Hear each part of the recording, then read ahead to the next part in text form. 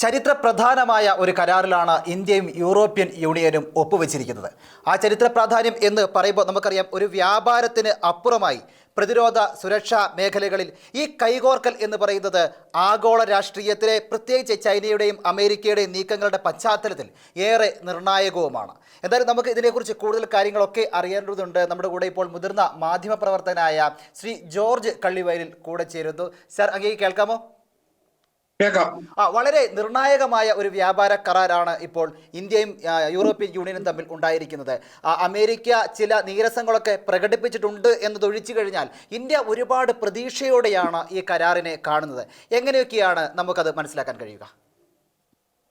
തീർച്ചയായിട്ടും ഇത് ലോക ചരിത്രത്തിൽ തന്നെ ഏറ്റവും മദർ ഓഫ് ഓൾ ഡീൽസ് എന്ന പ്രധാനമന്ത്രിയും യൂറോപ്യൻ യൂണിയന്റെ ഉർസുലയും പറഞ്ഞതുപോലെ ഇത് ലോകം കണ്ട ഏറ്റവും വലിയ ഒരു വ്യാപാര കരാറാണ് സ്വതന്ത്ര വ്യാപാര കരാർ, ഫ്രീ ട്രേഡ് എഗ്രിമെന്റ് എന്ന് പറയും.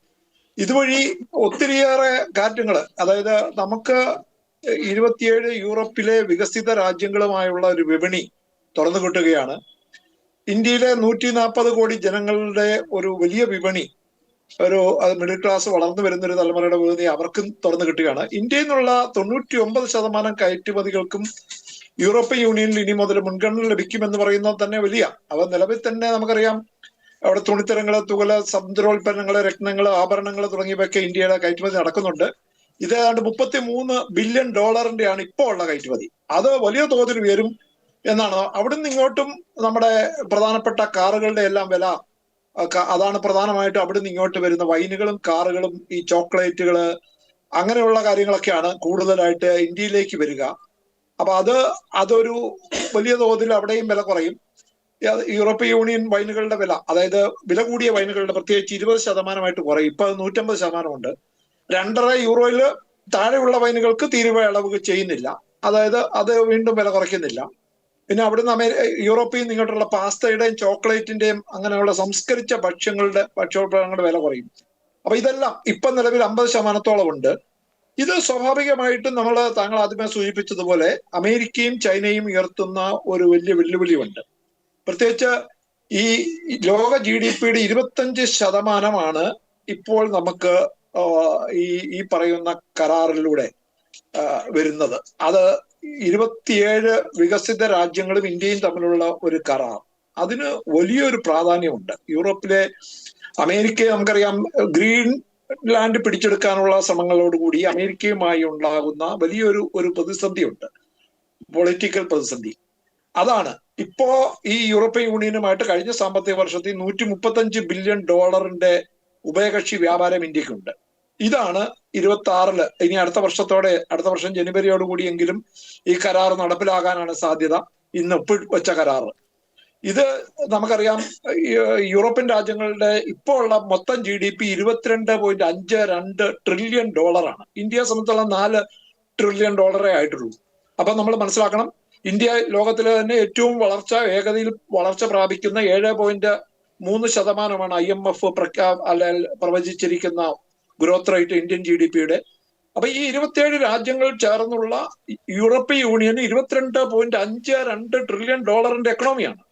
അവർ തമ്മിൽ സഹകരിക്കുമ്പോൾ സ്വാഭാവികമായിട്ട് ഇത് താങ്കൾ പറഞ്ഞ പ്രതിരോധം, കാലാവസ്ഥ, സുരക്ഷ, ഇങ്ങനെയുള്ള എല്ലാ കാര്യങ്ങളിലും ഒക്കെ വലിയൊരു മാറ്റം വരും. ഇത് ട്രംപ് ഉയർത്തിയ തീരുവ അടക്കമുള്ള ഭീഷണികൾക്കും സമ്മർദ്ദങ്ങൾക്കും വെല്ലുവിളികൾക്കും ഒക്കെയുള്ള ഇന്ത്യയുടെ യൂറോപ്യൻ യൂണിയന്റെ ഒരു മറുപടി തന്നെയാണ്. തീർച്ചയായിട്ടും ഒരു സംശയവും വേണ്ട. അതുകൊണ്ടാണ് കഴിഞ്ഞ ഫെബ്രുവരിയിലാണ് ഈ ചർച്ച പുനരാരംഭിച്ചത്. 2007 തുടങ്ങിയൊരു ചർച്ചയായിരുന്നു, നടക്കാതെ പോയി. പെട്ടെന്ന് ഇന്ത്യ അമേരിക്കയും തമ്മിലുള്ള സ്വതന്ത്ര വ്യാപാര കരാർ വഴിമുട്ടി നിൽക്കുകയാണ്. അത് എത്രയും പെട്ടെന്ന് നടപ്പാകുമെന്ന് ഇന്നലെ അമേരിക്കൻ പ്രസിഡന്റ് ട്രംപ് ഇന്നലെയും പറഞ്ഞിട്ടുണ്ട്. പക്ഷെ ഇന്ത്യക്കെതിരായ തീരുവ മുതൽ ഗ്രീൻലാൻഡ് പിടിച്ചെടുക്കാനുള്ള ട്രംപിന്റെ നടപടികൾ വരെയുള്ളത് ആണ് ഇപ്പോഴുള്ള ഈ യൂറോപ്യൻ യൂണിയൻ കരാറിനെ അതിവേഗത്തിലാക്കിയത് എന്ന കാര്യത്തിൽ ഒരു സംശയവും വേണ്ട. അപ്പോ നമുക്കിപ്പോ ഇതുവഴി ചൈനയുടെ വെല്ലുവിളികളും ഒരു പ്രധാന ഘടകമാണ്. ഉൽപാദന മേഖലകളിൽ ചൈനയുടെ ആധിപത്യത്തെക്കുറിച്ച് ആണ് കൂടുതൽ, ഇന്ത്യയെ പോലെ തന്നെയോ അല്ലെ ഇന്ത്യയൊക്കെ കൂടുതലോ യൂറോപ്യൻ യൂണിയൻ ആശങ്കയുണ്ട്. അതുകൊണ്ട് ചൈനീസ് എതിരാളികളുമായി മത്സരിക്കുക ഇന്ത്യക്ക് യൂറോപ്യൻ യൂണിയനും അത് പ്രയാസമായിരുന്നു. കാരണം അവിടെ വില കുറച്ച് സാധനങ്ങൾ വിൽക്കുന്നു. അപ്പൊ അതൊരു വലിയ പ്രതിസന്ധിയായിരുന്നു. അതിനെ മറികടക്കാനും ഒക്കെ ആയിട്ട് കഴിയും. ഇപ്പൊ സോളാർ ഘടകങ്ങളുടെ ഈ സോളാർ എനർജി ഉത്പാദിപ്പിക്കുന്ന ഘടകങ്ങളുടെ നിർമ്മാണം പോലുള്ളവയൊക്കെ ഇന്ത്യൻ വ്യവസായങ്ങൾക്ക് അത് വളരെ വില കുറഞ്ഞ ചൈനീസ് എതിരാളികൾ അത് നമ്മുടെ ഉൽപാദനം വെട്ടിക്കുറയ്ക്കേണ്ടി വന്നു. അതൊക്കെ നമുക്ക് വലിയ പ്രതിസന്ധി വന്നിട്ടുണ്ട്. അപ്പൊ ഇതിനെയൊക്കെ മറികടക്കാൻ ഒരു വലിയ കരാർ ആണ് ഇത്. തീർച്ചയായിട്ടും ഇന്ത്യയുടെ 22ാമത്തെ സ്വതന്ത്ര വ്യാപാര കരാറാണ്. നേരത്തെ ജപ്പാന്, UK, Australia, New Zealand, UAE, Oman, Singapore, Malaysia, ദക്ഷിണ കൊറിയ, അങ്ങനെ ആസിയാൻ രാജ്യങ്ങള്, മൗറീഷ്യസ്, സാർക്ക് അടക്കമുള്ള south Asian free trade area എന്ന് പറഞ്ഞൊരു സാഫ്റ്റ ഉണ്ട്. അപ്പൊ ഇതെല്ലാം അത് ഉണ്ടാക്കുക ഈ വ്യാപാര രംഗത്ത് ഇന്ത്യയുടെ മേധാവിത്വത്തിന് അനിവാര്യമായ ഒരു കരാറായിരുന്നു ഇത് എന്ന കാര്യത്തിൽ ഒരു സംശയം വേണ്ട. യൂറോപ്യൻ യൂണിയനെ സംബന്ധിച്ചോളം അമേരിക്ക ഉയർത്തുന്ന വെല്ലുവിളികൾക്കെതിരെ പിടിച്ചു നിൽക്കാൻ തന്നെ തീർച്ചയായിട്ടും ഇന്ത്യയുമായി സഹകരിക്കേണ്ടതുണ്ട്. കാരണം ഇന്ന് ചൈനയുമായി അവർക്ക് സഹകരിക്കുക അത്ര എളുപ്പമല്ല. അപ്പൊ സ്വാഭാവികമായിട്ടും ഇത് കഴിഞ്ഞാൽ ഇന്ത്യ ലോകത്തെ ഏറ്റവും വലിയ വിപണിയാണിത്. 143 കോടി ജനങ്ങളുള്ള ഒരു രാജ്യത്തെ വിപണി തുറന്നു കിട്ടുക, അതും വളർച്ച സാമ്പത്തികമായി വളരെ കുതിച്ചു മുന്നോട്ട് വരുന്ന ഒരു രാജ്യത്തെ, അത് ആണ് അവരെ സംബന്ധിച്ചോളം വളരെ പ്രധാനം. ഇന്ത്യയെ സംബന്ധിച്ചിടത്തോളം ഇന്ത്യയുടെ ഒരു ആഗോള ഉൽപ്പന്നങ്ങൾക്ക്, നമ്മുടെ പ്രത്യേകിച്ച് ഫാർമസ്യൂട്ടിക്കല്, എഞ്ചിനീയറിംഗ് സാധനങ്ങൾ, ഓട്ടോമാറ്റിക് ഘടകങ്ങള്, ഇലക്ട്രോണിക്സ്, അത് മുതൽ ഇന്ത്യയുടെ ആളുകള് നമ്മുടെ പ്രൊഫഷണലുകളും ഒക്കെ അങ്ങോട്ട് പോകുന്നതിനും ഒക്കെ ഇത് ഉപകരിക്കും. നമ്മുടെ തുണിത്തരങ്ങള്. പ്രധാനമന്ത്രി നരേന്ദ്രമോദി പറഞ്ഞ ഒരു കാര്യമാണ്, അതായത് കച്ചവടത്തിനപ്പുറത്തേക്ക് വളരുകയാണ് എന്നൊരു പരാമർശമാണ് അദ്ദേഹം മുന്നോട്ട് വെച്ചത്. അപ്പോൾ നമ്മൾ ഇന്ത്യ എന്ന് പറയുന്നത് തീവ്രവാദത്തിനെ അതിശക്തമായി നേരിടുന്ന ഒരു രാജ്യമാണ്. അപ്പോൾ ഈ തീവ്രവാദത്തെ നേരിടുന്നതിനായി ഈ യൂറോപ്യൻ രാജ്യങ്ങളുടെ അവരുടെ കൂടെ പിന്തുണ നമുക്ക് ലഭിക്കുമ്പോൾ നമ്മൾ എത്രത്തോളം അതിൽ ശക്തി പ്രാപിക്കുന്നവരായി മാറും? തീവ്രവാദത്തോടും പ്രതിരോധത്തോടും ഒക്കെയുള്ള യോജിപ്പെന്ന് പറയുന്നത് ഒരു പരിധിവരെ ഞാൻ കാണുന്നുള്ളൂ. അത് കാരണം കാര്യത്തോടെ എടുക്കുമ്പോൾ നമുക്കറിയാം, ഉക്രൈൻ ആക്രമിച്ചിട്ട് പോലും നാറ്റോയുടെ വളരെ പ്രധാനപ്പെട്ട ഉക്രൈൻ റഷ്യ ആക്രമിച്ചപ്പോൾ പോലും ഉക്രൈനെ സംരക്ഷിക്കാനോ ഉക്രൈന് വേണ്ടി കാര്യമായി എന്തെങ്കിലും ചെയ്യുവാനോ യൂറോപ്യൻ യൂണിയന് പോലും കഴിഞ്ഞിട്ടില്ല.